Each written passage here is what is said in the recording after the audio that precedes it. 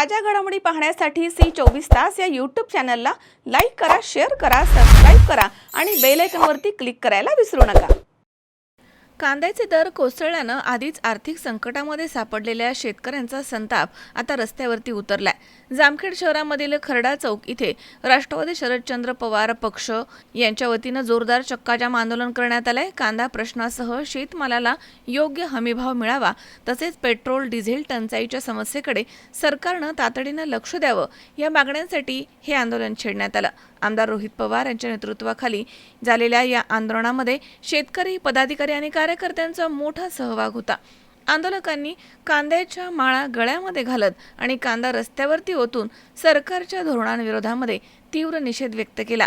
जवळपास 1 तास चाललेल्या या रास्ता रोको आंदोलनामुळे परिसरात काही काळ वाहतुकीवरती याचा परिणाम झाला होता। भर उन्हात देखील पदाधिकारी आणि शेतकऱ्यांनी आपल्या मागण्यांसाठी चक्काजाम आंदोलन सुरू ठेवलं होतं। यावेळी आंदोलकांच्या वतीने नायब तहसीलदार मच्छिंद्र पाडळे तसेच पोलीस निरीक्षक दशरथ चौधरी यांना विविध मागण्यांचं निवेदन देण्यात आलं।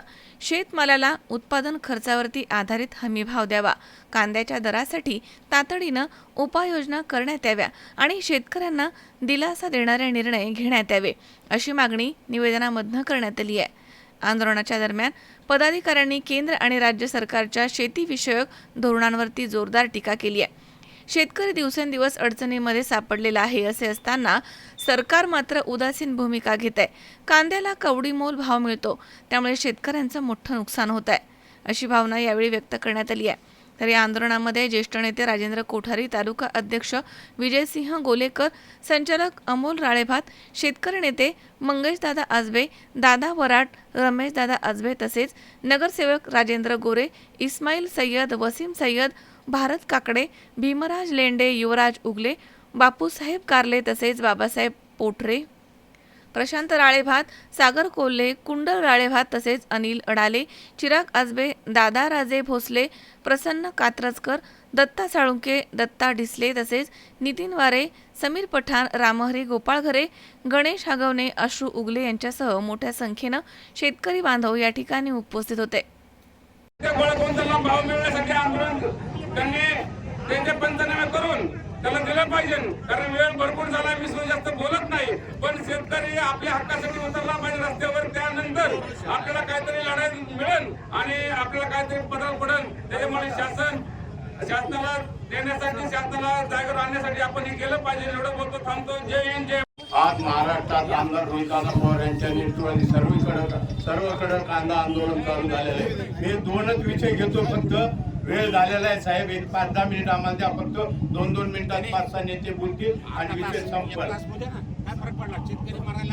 ऐका, आज हे सरकार, अरे मकरंद 2 मिनिट, हे सरकार शेतकरी विरोधी असून प्रत्येक गोष्टीत शेतकऱ्यांच्या विरोधात निर्णय गेला। परवा पेपरला बातमी, 50 पैसे यांनी कांदा हा गेला या राज्यात, या देवेंद्र फडणवीसच्या राज्यात हा शेतकरी विरोधी नेता असून ह्याचा जर भ्रष्टाचार काढायचा तर 2च विषय सांगतो। खासदार राजू शेट्टी यांनी जो शक्तीपीठाचं एक आंदोलन केलं, त्यावेळेला केंद्र शासनाने शक्तीपीठाचा इतर रोडचा 51 कोटी रुपयाला 1 किलोमीटर काढला आणि यांनी 117 कोटी रुपयाचा 1 किलोमीटर भाव काढला। या शासनाने यांना समृद्धी महामार्ग, कुंभमेळ्याला 35,000 कोटीचा खर्च, इथं शेतकरी रस्त्यावर आला, महाराष्ट्र आंदोलनात आला, डिझेल पेट्रोल रेट वाढले, बंगालच्या इलेक्शनच्या पहिले रेट वाढवता येत नाही, मतदान झाल्यावर त्यांनी रेट वाढवले। या शेतकऱ्यांच्या बाबतीत झाले, म्हणून यांचं डोकं आणि वरती हे सरकार आपल्याला लवकरात लवकर घालायचं आणि सर्व शेतकऱ्यांनी आमदार रोहितदादा पवार यांच्या निवड एकत्र यावं एवढीच विनंती। जय हिंद, जय। अशा वेळेस त्याला रोखायला कोणताही कायदा आज अस्तित्वात नाही, MSP फक्त नावाला उरलेले आहे। आज महाराष्ट्र राज्यामध्ये वसंतराव नाईकांनी 4 विद्यापीठांची स्थापना केली, जे कृषी विद्यापीठाच्या माध्यमातून शेतकऱ्यांना नवनवीन बियाणाची उपलब्धता करून देणे, अनेक त्या ठिकाणी शेतकऱ्यांसाठी नवीन योजना आणणे, या कोणत्याही विद्यापीठाच्या मार्फत कोणत्याही त्या ठिकाणी शेतकऱ्याला आजपर्यंत लाभ झालेला आजपर्यंत जाणवत नाही। वास्तविक पाहिलं तर आज अशी परिस्थिती आहे, जास्त आता बोलायचं नाही, ऊन खूप आहे, प्रशासन सुद्धा आपल्या तयारीत आहे। आता जर पाहिलं आपण परिस्थिती तर शेतकऱ्याची परिस्थिती दिवसेंदिवस आणखी वाईट होत चालली। आज पाहिलं तर अमेरिकेने आणि भारताने जो करार केला, द्विपक्षीय करार शेतीच्या बाबतीत, त्यावेळेस अमेरिकेच्या येणाऱ्या मालाला कसल्याही प्रकारे टॅक्स नाही आणि भारतातून जाणाऱ्या मालाला टॅक्स लावला जातो. म्हणजे श्रीमंताच्या मालाला काहीच नाही आणि गरीबाच्या मालाला टॅक्स दिला जातो. तशीच परिस्थिती भारतामध्ये सुद्धा आहे. आज तसं पाहिलं तर भारतामधल्या जे काही उत्पादित होणारा माल आहे तो किमतीमध्ये घ्यायचा आणि मोठ्या माणसांची घरं भरायची, अशा पद्धतीने चाललं आहे. डिझेल पेट्रोल हे गरिबांना भेटणार नाही, मोठ्यांना सगळं मिळणार. आज लोकशाहीचे धिंडोळे उडवण्याचं काम त्या ठिकाणी राज्यकर्त्याच्या माध्यमातून चालू आहे. 72चा ज्वारी विकली, 72ला 1972ला तर 1 तोळा सोनं यायचं. आज ज्वारी विकली तर त्या सोनाराच्या दारातलं कचरा सुद्धा येणार नाही. अशा परिस्थिती शेतमालाची आपल्या ठिकाणी झाली. रासायनिक खताची परिस्थिती सांगण्यासारखी परिस्थितीच नाही राहिली.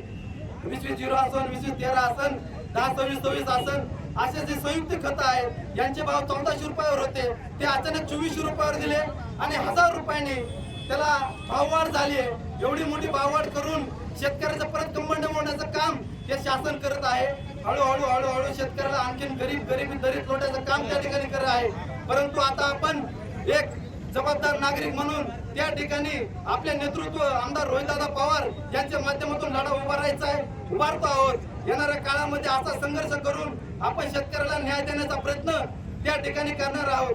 आज वास्तविक पाहता एवढ्या उन्हातानामध्ये सुद्धा सगळे शेतकरी आलेत. याच्यावरूनच या असलेल्या सगळ्या या परिस्थितीची जाणीव आपल्याला होत आहे. जास्त वेळ घेत नाही, बोलायला खूप विषय आहेत.